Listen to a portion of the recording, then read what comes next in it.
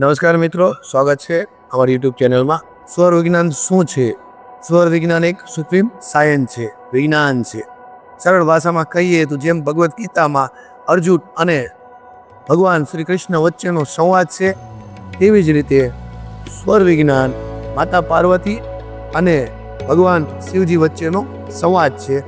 એ ગ્રંથનું નામ છે શિવ સ્વરોદય. તો સ્વર વિજ્ઞાન જે છે તે આપણી સાસો પર આધારિત છે, કારણ કે આ એક એવો સાયન્સ છે જે સારે ગમાપાતો નથી, પરંતુ તમારા હેલ્થ માટે બધા ગમાપાને વધુ સારું કરી શકે છે. ત્રણેય ટાઈમ ખાતા સમયે તેમજ સૂતા સમયે તમારી સૂર્યનાડી એક્ટિવ હોવી ખૂબ જ જરૂરી છે.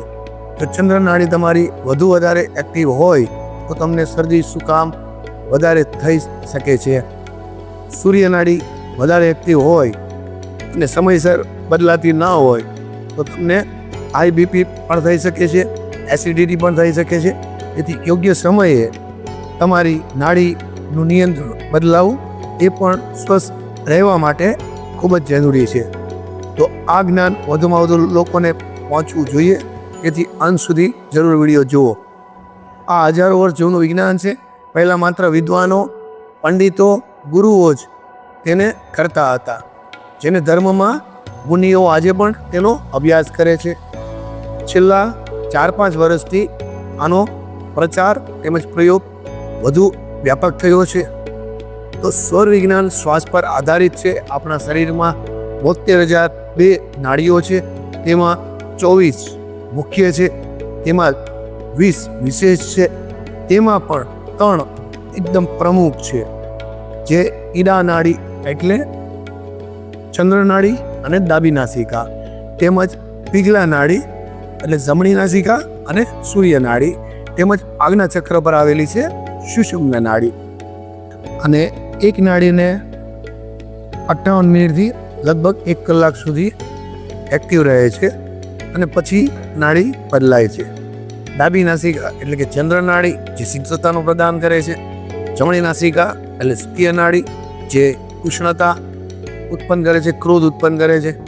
જ્યારે એક નાડીમાંથી બીજી નાડીમાં ટ્રાન્ઝેક્શન થાય ત્યારે 4-5 સેકન્ડ બંને નાડીઓ ચાલુ રહે છે, કાર્યરત રહે છે.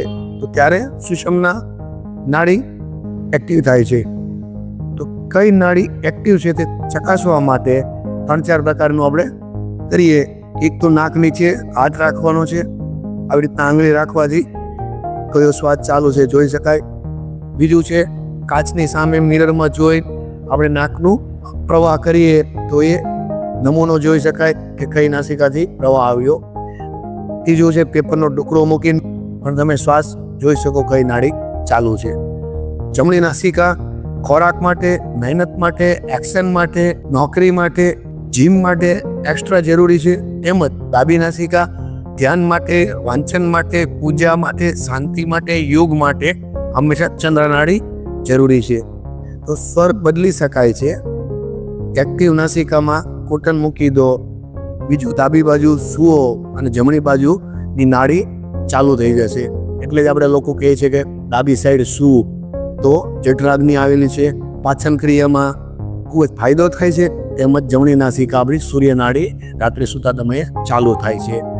તેમજ નાડી બદલવી છે તો આવી રીતે સ્માઇલી બોલથી પણ તમે બદલી શકો છો. જેમ કે આપણે સવારે યોગા કરવા તો હંમેશા દિવસ દરમિયાન હંમેશા ચંદ્ર નાડી ચાલુ રહેવી જોઈએ. તેમજ 3 ટાઈમ જમતા અને રાતે સૂતા વખતે સૂર્ય નાડી એક્ટિવ હોવી જોઈએ. તો આપણે સવારે જમવા બેઠા બપોરે સવારે તો ડાબી નાસિકા ચાલુ છે, મતલબ ચંદ્ર નાડી ચાલુ છે, તો બોઇલીને આપણે બગલમાં આ રીતના 1.5 થી 2 મિનિટ રાખીને દબાવીને રાખશું તો આ નાડી બંધ થઈને આ નાડી કાર્યરત રહેશે, જે સૂર્ય નાડી કાર્યરત રહેશે. એટલે આપણે જમવાનું પોષણ તેમ જઠરાગ્નિને ફાયદો થશે. એ જ રીતના ઉલટું છે, જ્યારે યોગમાં જઈએ અથવા કોઈ પ્રકારનું કામ છે તો જમણી બાજુની નાડી બંધ કરીને ડાબીની પણ ચાલુ કરી શકીએ છીએ. બીજો પ્રકાર એમ છે, જમવા બેસીએ ત્યારે આપણે ડાઇનિંગ ટેબલ પર જે પણ પગ 4 ઇંચ ઊંચો રાખવાનો, જે નાડી બદલવી છે એ પગ 4 ઇંચ ઊંચો રાખવાનો, બીજો પગ તમે નીચો રાખશો એટલે ઓટોમેટિક નાડી 1.5 થી 2 મિનિટમાં બદલાઈ જશે. ત્રીજું છે સવારે ઉઠતી વખતે તમે નાડી બદલી શકો છો, પથારીમાંથી ઉઠ્યા પહેલાં જોઈ લો કઈ નાડી ચાલુ છે. તો સવારે તમારે યોગમાં જવું છે, કંઈ પણ જગ્યાએ જવું છે તો તમારે સૂર્ય નાડી ચાલુ છે તો એ બાજુનો પગ શ્વાસ અંદર લો અને એ બાજુનો પગ મૂકો જમીન પર, પછી શ્વાસ છોડો તો નાડી બદલાઈ જશે અને ચંદ્ર નાડી ચાલુ થઈ જશે. અને દુખાવામાં જે નાડી ચાલુ છે તો એનાથી વિપરીત કરો તો તરત જ તમને દુખાવામાં રાહત થઈ જશે.